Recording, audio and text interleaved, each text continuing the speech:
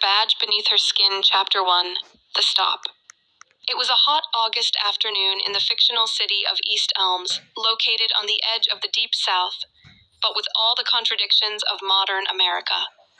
Officer Rick Halter, 17 years into the force, with a sharp jawline and a sharper prejudice, cruised the highway in his squad car, looking for what he always called trouble in motion. He saw her, a black woman, driving a sleek black Tesla with out-of-state plates.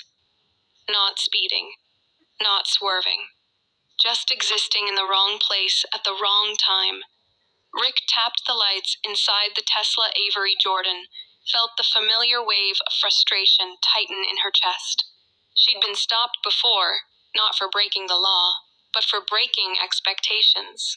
She looked into the rearview mirror, keeping her hands on the wheel. Her breath was steady, her pulse slow.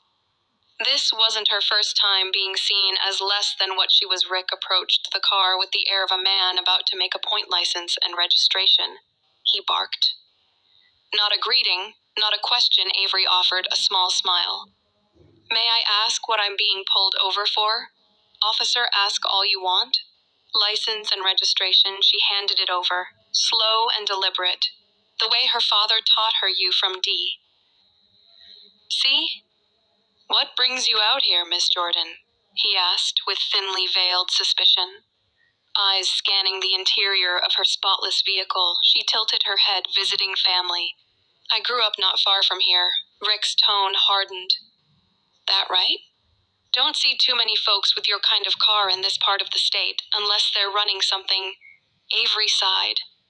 You know, that attitude will get you sued in most counties. Rick leaned closer, now annoyed that a threat. She reached into her glove compartment, slow, deliberate, and pulled out a leather case. When she flipped it open, it revealed a polished federal badge. Special Agent Avery Jordan, FBI, Counterterrorism Division. Want to try that question again? Rick's face froze, a moment of pure electric panic. It spread through his limbs like a cold wave. His eyes darted between the badge and her face, and suddenly she wasn't just a black woman with a fancy car. She was someone who could end his career. Chapter 2. The shift. Rick stepped back, stumbling over his words. I didn't realize. Avery's voice was cold steel now. You didn't care until now. There was a pause, long enough to make the air heavy. I'll be reporting this stop to your chief. Expect a follow-up, she added, not as a threat, but as a promise. He nodded, muttering something like an apology. Avery drove away, her heart heavy. Power shouldn't have to come from a badge. It should come from your existence being treated with dignity. Chapter 3, Fallout. The next week, the story broke. Rick Halter was placed under internal review. Body cam footage showed everything. The department was divided. Some defended him. Others, especially the younger officers, were ashamed. Rick spent days off duty, watching the story spread. He became a symbol not of justice, but of everything wrong. And for the first time in his life, he had to confront something deeper. He'd never really questioned the way he looked at people who didn't look like him. One night, his teenage son, half listening to the news, said, Dad, are you racist? Rick didn't answer. Chapter 4.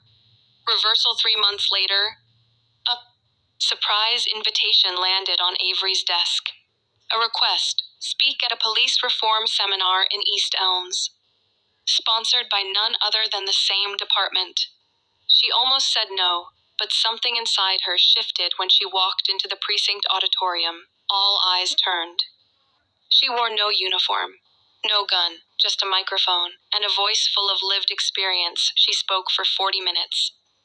About what it's like to grow up under suspicion. About power and the weight it carries. About how some badges protect and others oppress, and how it's up to individuals to choose what theirs means. Rick sat in the back, quiet. Listening. After the talk, he approached her. I was wrong. He said. She studied him. You're not the first. But are you going to be the last? He didn't answer right away. I'm trying to be better. My son, he asked me something that stuck. She nodded slowly. Then start with him. Teach him better than you were taught. Epilogue. Legacy. A year passed. Rick retired early. Joined a community board on race and policing. Volunteered for training programs. Sometimes he was mocked, called performative. But he kept going. Avery was promoted again, this time to lead a task force on domestic extremism. Her name carried weight not just because of the badge, but because of her voice. They didn't become friends, but they became part of the same story.